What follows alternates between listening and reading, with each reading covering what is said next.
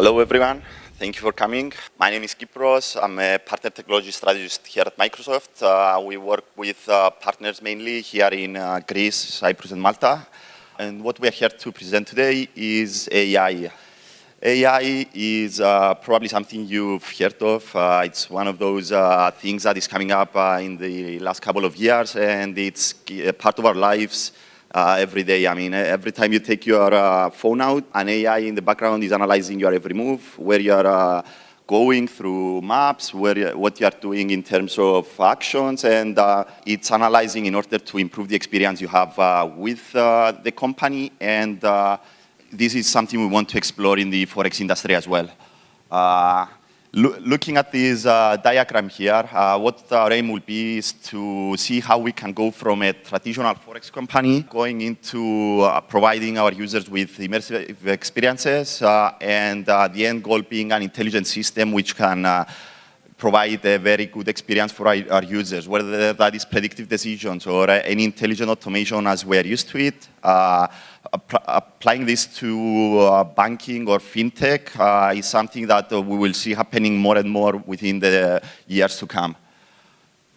The AI journey begins today, and the reason for this is we are in a very competitive market, and it's imperative that we go ahead and start working on it. Whoever is ahead of the market will sure gain an advantage over their competitors, and this is crucial, especially in a market where so many companies are competing against the same customers.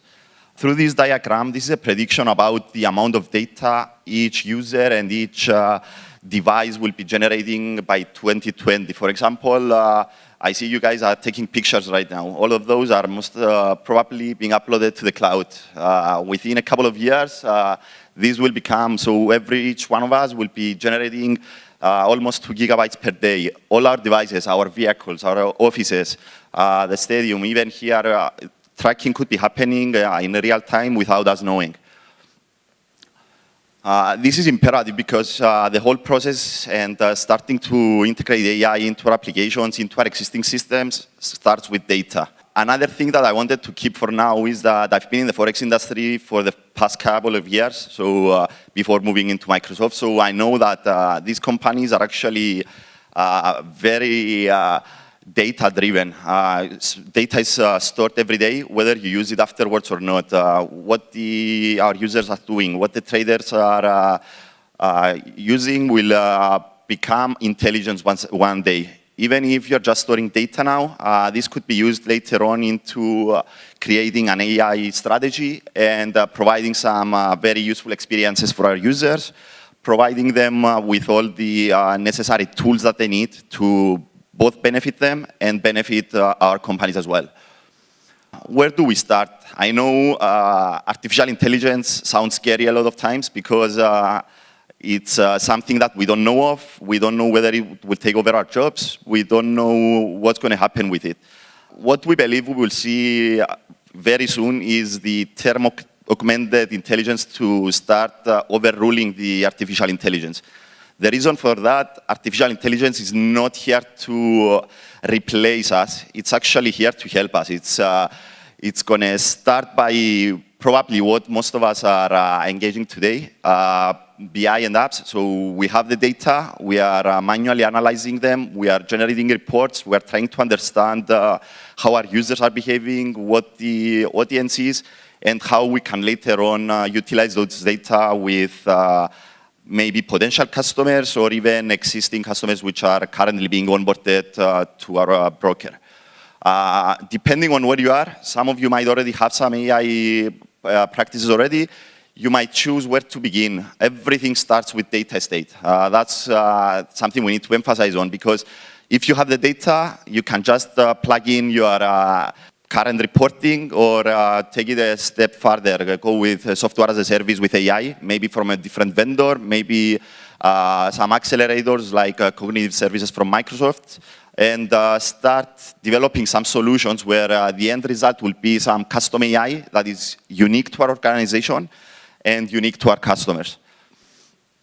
A similar slide here is about the importance of understanding where we are.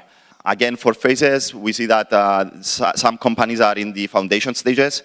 They are considering AI. Maybe they have not used it already, but they understand the benefit. Others are already, I had a discussion a few minutes ago about certain companies that are actually trying to utilize AI, machine learning, and all the relevant services. And basically, this experimentation is important because for sure you will fail. And one of the things we emphasize on is that you should start small and dream big. You will fail, so one of the things you can do is actually do a small POC, like a few days, not huge costs, and see and decide which can be actually beneficial for our company and how we can mature this into becoming our central and the core of our business. When starting our journey for AI, it's also important to understand how do we approach this. And we need to understand what the value for our business will be.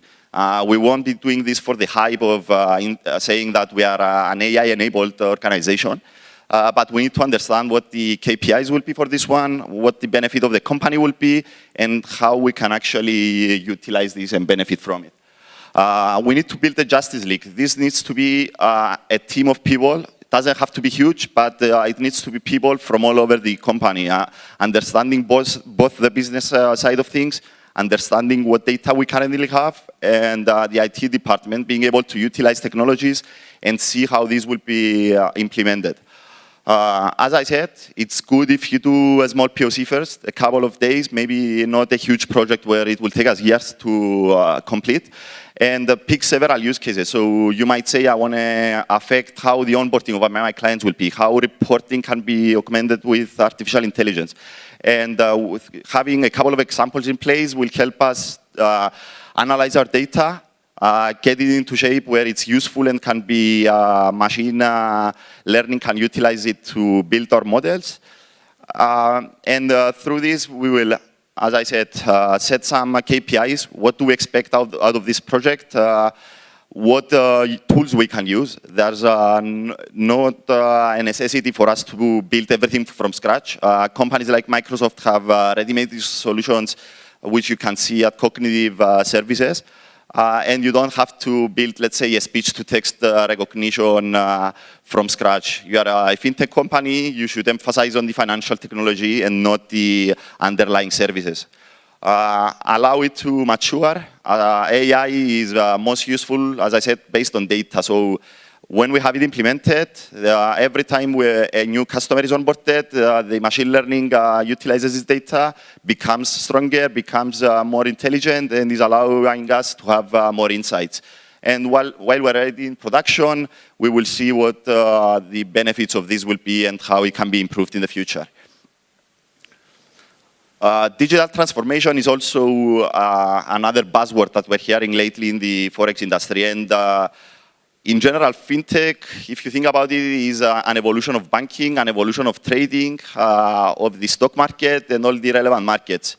It's imperative that we emphasize on this one. And how do we even go ahead of the competition and being able to engage our customers better? How do we empower our employees? How do we give them the better tools to analyze what's happening in real time? And how do we optimize our operations and our products? Having a better product than your competitors is giving you the advantage that you need in order to come ahead. And you can see a couple of examples we have for each of these scenarios. I'm going to go real quick with this because it's most imperative that we see the journey of the client and understand where we can affect him, how we can improve this process better. For example, a conversational agent is something you are already seeing in your phone when you are talking to Siri, to Google, or Cortana from Microsoft. You are talking to a bot. In the background, it utilizes the data it knows from the web, and it's able to give you some experiences that are unique to you. It knows you, it knows what you are doing, what your intents are, and how it can be improved. When we're trying to enable our employees in fintech, there's also a huge advantage when the tools you have are as good as they get. As I told you, I've been in the Forex industry. I've been talking with colleagues from Forex companies, and I know when you're moving between Forex, you are always comparing tools. I've heard a lot of people leaving companies, going into others, and understanding what they had or what they didn't. And it's very useful when you have a tool that can be proactive and predictive in order to empower you to do your job better, make less mistakes, and improve your productivity. For our operations, same thing. Let's say a customer is being onboarded. I know a lot of you are doing KYC, AML checks, and all of these are done manually. Imagine if a computer could do this for 90% of the cases. This would improve greatly, and your efficiency would be better. You could utilize the same stuff and have some deeper insights of who this guy is, whether he is eligible to join our company, and being able to understand whether he will be a risk for us in the future. And for our products, innovation. Like we said, Fintech and Forex in particular is an evolvement of other products. Staying ahead is very useful and will give us the competitive advantage.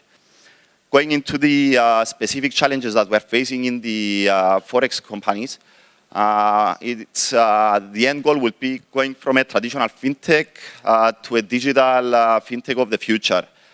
And some examples you could see are whether we're going to change our customer experiences, the business models that we're currently using, and others that we will see in the next slide that, for example, like I said, I discussed about onboarding of clients and whether we could automate this. Same could happen, for example, in the middle about payments.